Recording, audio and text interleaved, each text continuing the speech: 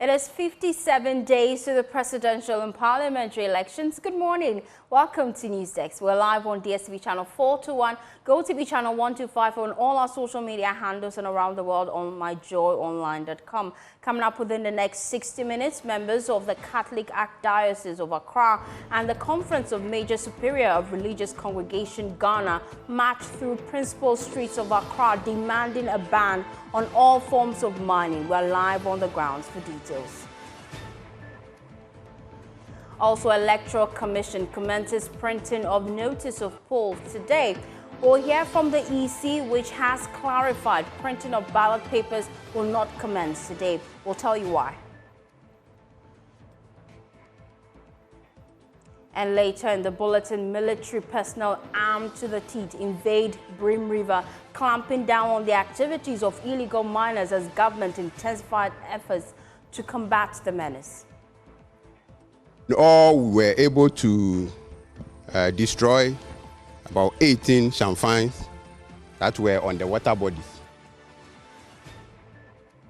And later in the bulletin, as Ghana heads to the polls, we will interrogate the security measures relevant stakeholders are putting in place to ensure a safe, free and fair election in our Joy News National Election Security Roundtable. Thanks for choosing us for your home of independent, fearless and credible journalism.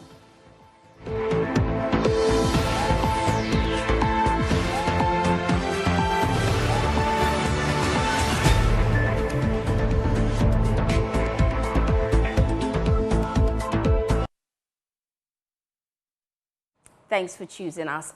Now we start with members of the Catholic Archdiocese of Accra and the Conference of Major Superior of the Religious Congregation Ghana, because they are set to march through principal streets of the Greater Accra region, demanding a ban on all forms of mining.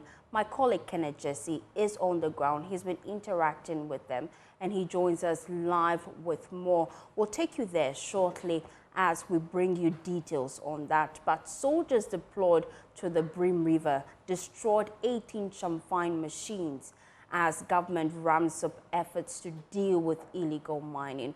My colleague Maxwell Agbawa was on the grounds. He engaged some of these individuals who were affected yesterday, and he filed this report.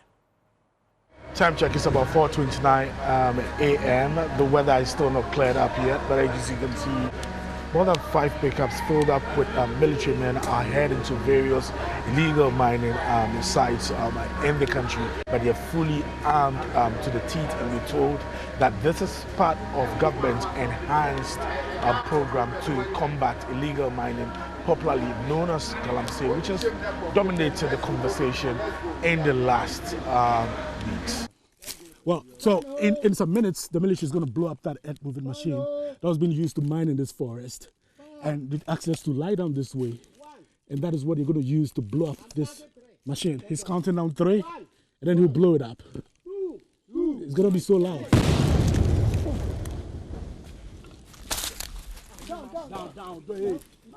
Down. Okay, now you do. This is not a war zone. The explosion you just heard was from soldiers using explosives to destroy an excavator in the forest near the Brim River. Explosion that just happened here. And one of the soldiers tells me that there's nothing that can be done about this machine again. It can never be used again.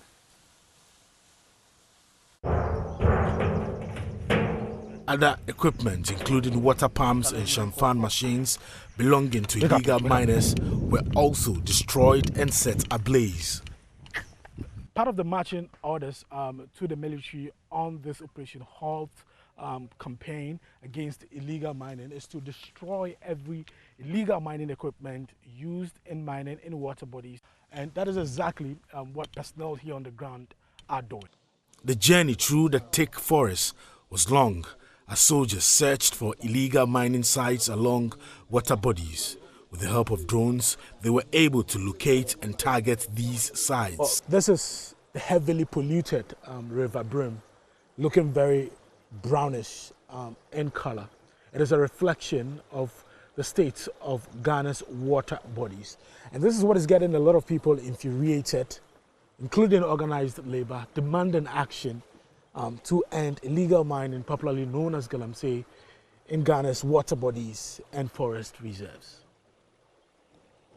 You can see that the water is very, very, very heavily polluted. The chairman of the Eastern Region Ghana National Small-Scale Miners Association, Mohamed Alwa, expressed deep concern about the continuous pollution of water bodies caused by illegal miners. The water is very, very, very heavily polluted. As a result of that, you can see the color of the water have changed drastically, and it's something that is very bad. If you look at the water, how they polluted it, the illegal miners polluted it, it's not good. Actually, the state of the waters are bad. We are happy with what the government is doing now, collaborating with the small-scale mining. We are very, very happy. I'm sure it will bear a very nice, beautiful results, and I'm sure things will go smoothly with what we are doing. By putting blanket ban on all small-scale mining or all mining in Ghana, especially with the small-scale mining, is something that we are thinking that it's not the right way. Because it's not the right way, because the livelihood of a lot of Ghanaians depend on the small-scale mining. Yes, some people may be polluting the water, but those are the illegal ones. We should talk about those ones so that we can flush them out and the water will be clean. So you have a task force, the Ghana National Association of Small-Scale Miners. You have a task force. Yes, sir. Yeah.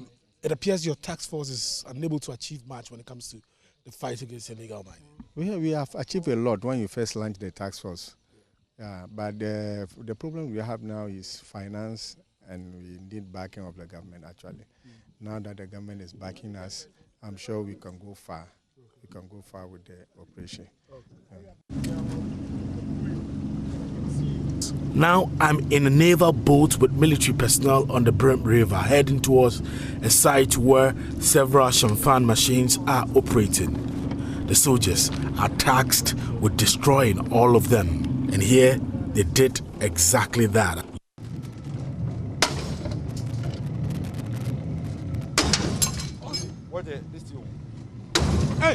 Using large hammers, the soldiers destroyed the Champon machines that illegal miners were using to extract gold from the river.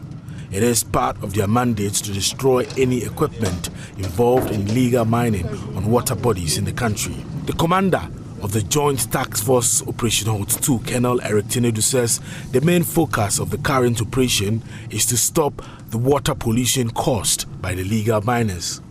In all, we were able to destroy about 18 champons that were on the water bodies, and then about 10 machines, water pumping machines also on the water bodies. This is an effort to help bring back the color of our water bodies. And so it will continue. Just like I said, today is the first day, tomorrow will continue, but then I'm unable to tell you where we are going tomorrow.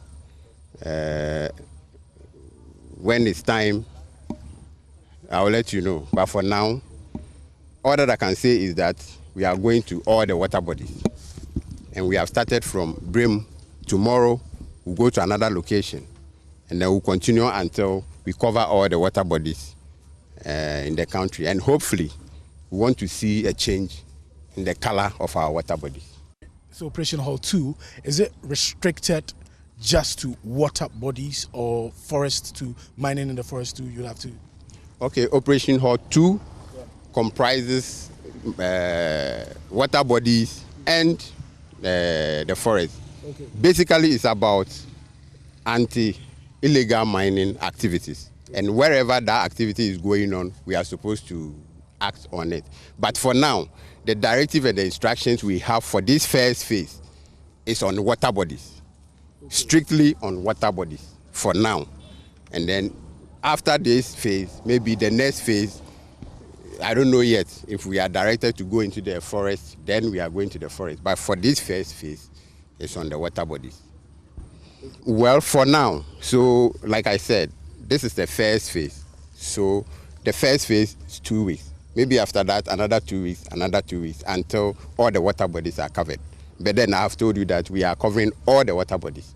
And so if we don't finish, I'm not sure we will stop until we are able to cover the water bodies, and then we send the message that we want to send and get our water back. Okay.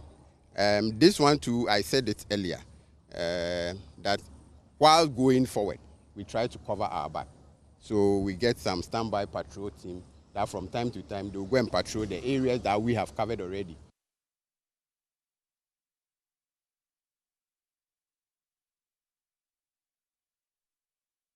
I will take you to the ground shortly, because today we told you that the Catholic Archdiocese, they're marching through principal streets of the Greater Accra region. They're raising concerns about the activities of illegal miners. They want a complete ban on all forms of mining. We'll take you there live shortly. But let's do some other stories now. Agric Minister Dr. Champon has expressed government's commitment to deal with galamsey. He has, however, maintained that community support is needed to deal with this challenge, as government cannot do it alone. The Agric Minister has been speaking to my colleague George Wiafe.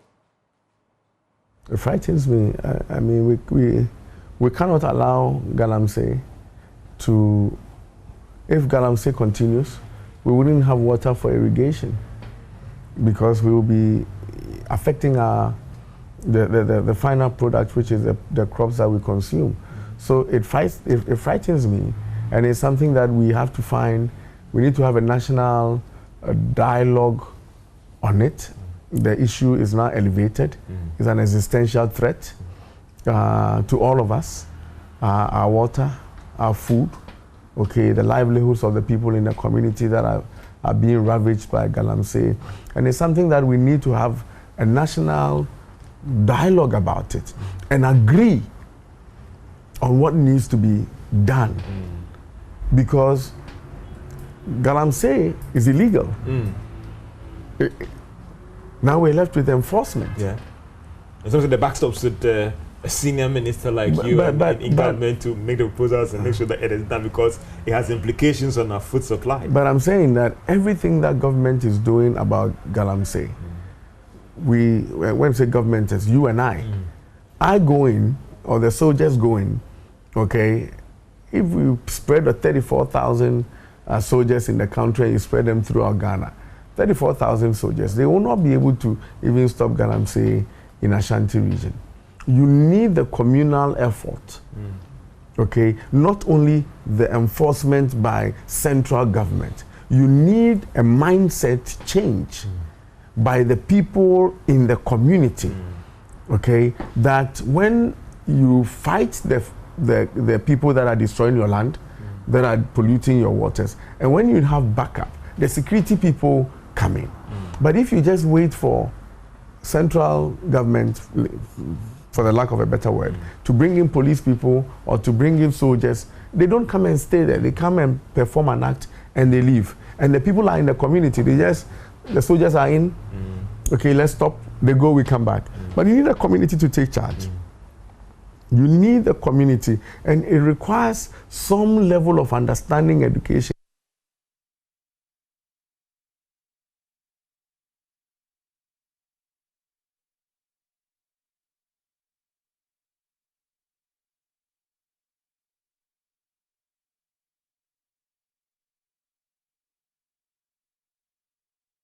Away from illegal mining, the Electoral Commission has commenced printing of notices for the December 7 polls today.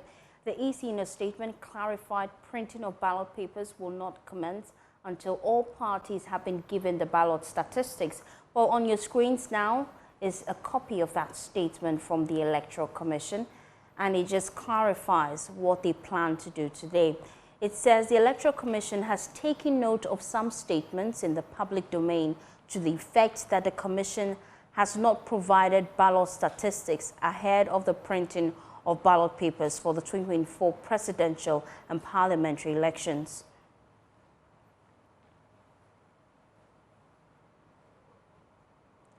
We would like to assure the general public that printing of ballot papers has not commenced.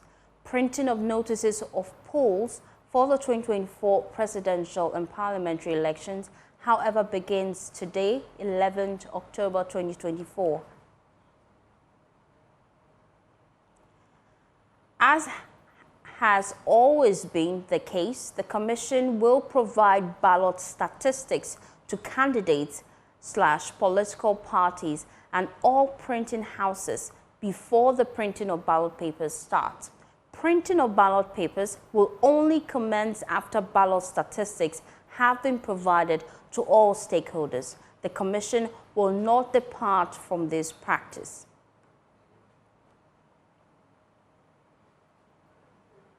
We urge the public and all stakeholders to trust the Electoral Commission to deliver transparent, credible, free and fair elections in December 2024. But will the NDC trust the EC? That's the question we'll pose to them today when we come back from this breather.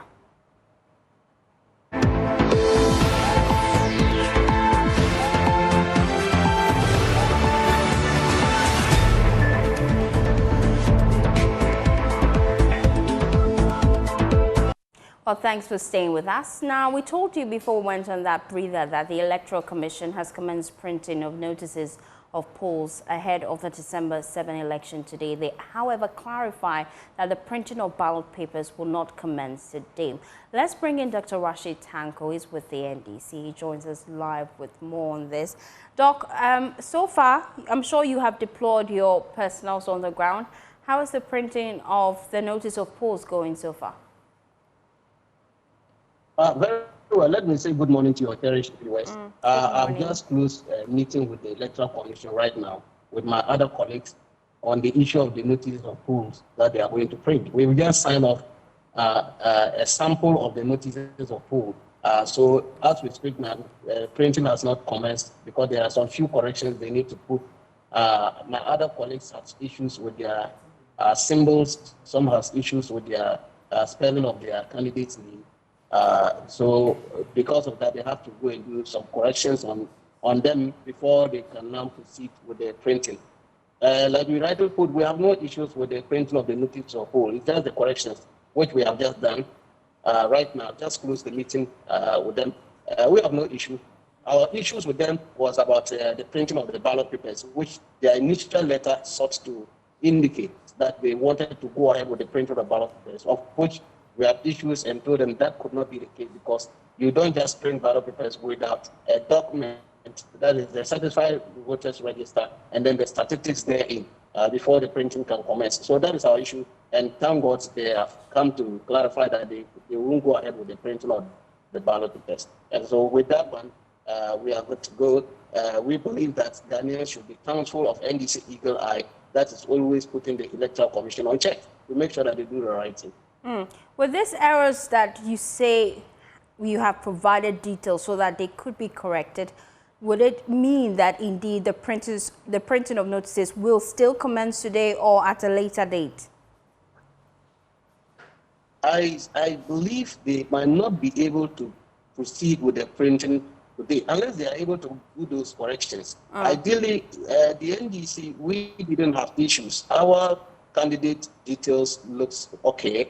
Our symbol was okay. Our name was properly spelled, and then the picture was fine. The same thing to our main opponents too. Then they also signed. They didn't have any issues with that. I think about two candidates they had issues. Alan Fafanto, they had issue with their symbol, and then I think the colors, and then that of one other independent. And so they had issues. That's the one the Electoral Commission to rectify. So that they can proceed. And that is the essence. That's why we told them that we needed to have this meeting today. So that we can look at it. Because agents cannot take decision of this nature. So they indicated they will go and do the corrections before they proceed. So if they're able to do the correction to the satisfaction of those two candidates, well, why not? They can proceed. And they told us they are printing 500 each for every constituency. That should not, it's just a day's work. Now, I just want you to help us with a little bit of information since you were in that meeting this morning, which unfortunately we are not privy to. Just clarify for me, apart from Alan Tremanting, who else is this individual that had issues, the independent candidate?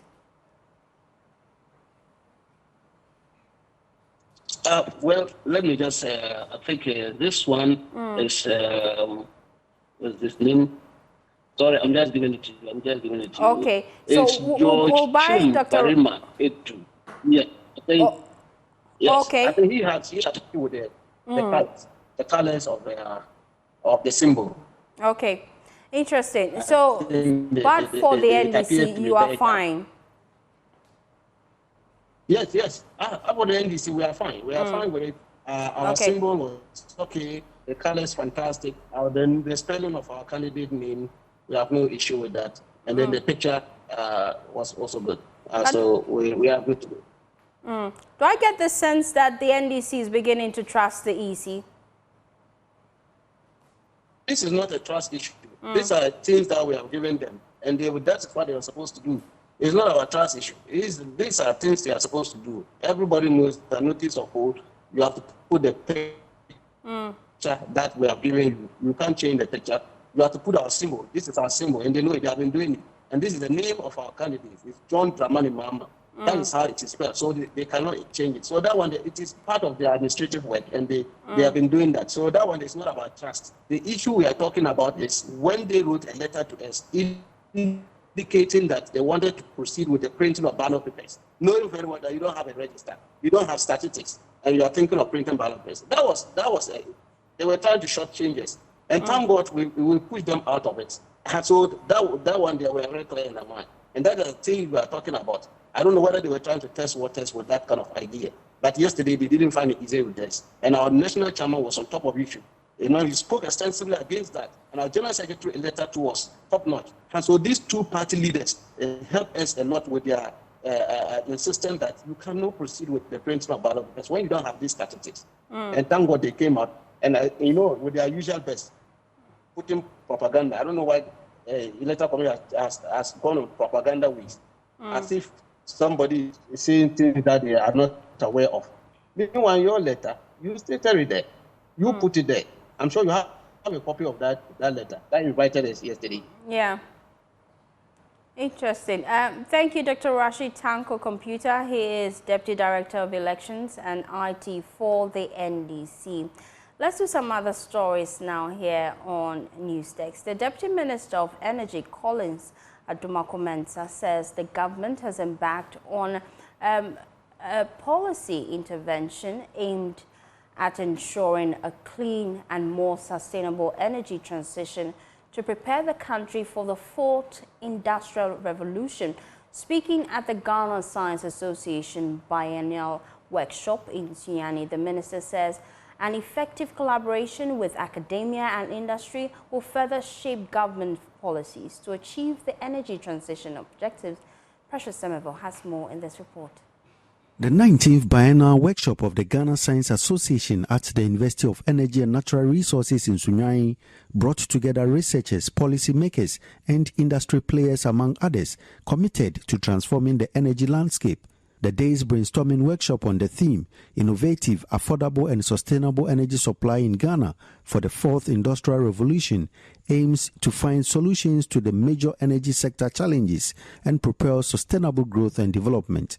The President, Professor Gideon Kofi Helegbe, envisaged the impact of strategic investment in the sector. Solar, and if you do that investment, and I talk of the government, I think it will save us a lot. And like these SMEs, the hairdressers, the barbers, they can shift to those ones, and it will help them be really in the business, because sometimes with this challenge you are having with doom saw or doom says, you realize that you are doing your work and then the light goes off. But with the solar, if you use it very well, it can save them. He says they are ready to help make meaningful tweaks to the energy transition policies that will also inure to the benefit of policymakers. To bring the policymakers and the politicians on board, it looks like the researchers must now look at the interests of these politicians. I mean, take it or leave it, they play a critical role. So when we are doing this proposal or research, we need to look at it in such a way that in this thing I'm going to do, how will it translate into votes? When they see that in there, they give all the push. We need them, and they need us. When we tweak it in a way to translate into their votes, they'll make an impact. and they will all benefit. Deputy Minister of Energy Collins Adoma-Mensah says the government is ensuring the transition doesn't worsen existing social inequalities. He says they will continue to work with stakeholders for a clean and sustainable energy transition. Electric mobility policy and the removal of import tax on commercial electric vehicles is another milestone achieved by the government to create the enabling environment to increase the penetration of electric vehicles in Ghana to meet our climate goals with reduced economic burden to Ghanaians. For Ghana and Africa to succeed in industrial growth, reliable and cheap energy is required. And the discussion today to address the synergy between academia, policymakers, and industry fits well.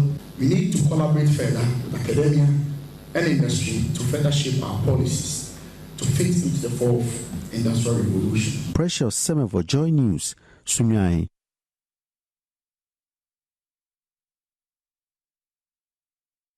The National Road Safety Authority is rolling out a monitoring app to simplify the reporting of reckless driving incidents. In 2023, Ghana saw 14,135 road crashes, which claimed 2,276 lives and left 15,409 injured. Speaking at the NRSA's 25th anniversary in Accra, the acting board chairman in Nkrumah announced the app's introduction to combat the growing issue and urged drivers to stay vigilant. Abigail Opon-Boateng has more in this report. In 2023, Ghana saw 14,135 road crashes, leading to 2,276 deaths and 15,409 injuries, according to the Motor Traffic and Transport Department (MTTD) of the Ghana Police Service. Despite a drop in accidents this year, Acting Director General of the NRSA, Engineer David Adontin, highlighted that the death toll remains alarmingly high. He attributed the majority of fatalities to commercial vehicles, urging drivers to exercise greater caution on the roads as part of efforts to curb these tragic losses. Particularly when you look at the deaths, went from 2018, 2020, 2073, 2,528, and it went as far as 2,924. And now they've been coming down consistently. And this year, we're hoping to go below 2,000, but we're crossing our fingers. When you look at this number, this year, 1,614, it's not just a number. This is 1,000 funerals, more than 1,000 children, spouses, everything. Each time this happened, people gather, wear their red and black to mourn. And so to me, these are not just numbers. These are human beings. And until it hits home that it's in all our interest to make sure that the roads rules are followed. While acknowledging the drop in road accidents due to intensified public education, Chief Director at the Transport Ministry, Maybell Sego, emphasized the need for adopting innovative and data-driven strategies to achieve even greater reductions. The Road Safety Authority has seen some consistent reductions in road fatalities and injuries over the past few years. Some of the notable interventions include the following. 1. Launch of the Arrive Alive and Stay Alive Road Safety Campaign. 2. Launch of the Transport Ghana Project, a digital platform for commercial transport operations. 3. Launch of the Code of Conduct for political parties and political activities to ensure road users' safety during political season. 4. Refresher training for about 13,000 commercial vehicle drivers. 5. Institution of road safety awards to recognize and honor commercial vehicle drivers, corporate institutions, individuals, and the media for their contributions to road safety in the country. 6. Collaboration with the MTTD of the Ghana Police Service for the automation of the traffic law enforcement. And 7, the introduction of the web-based road accident data management system to curb data discrepancies, among others. The anniversary was celebrated on the theme 25 years of promoting road safety and awarding excellence. Abigail Opon Boateng's report read to you. We are your election headquarters, and as Ghana head to the polls, we will interrogate the security measures relevant stakeholders are putting in place to ensure a safe, free and fair election. It's happening today in our Joe News National Election Security Roundtable.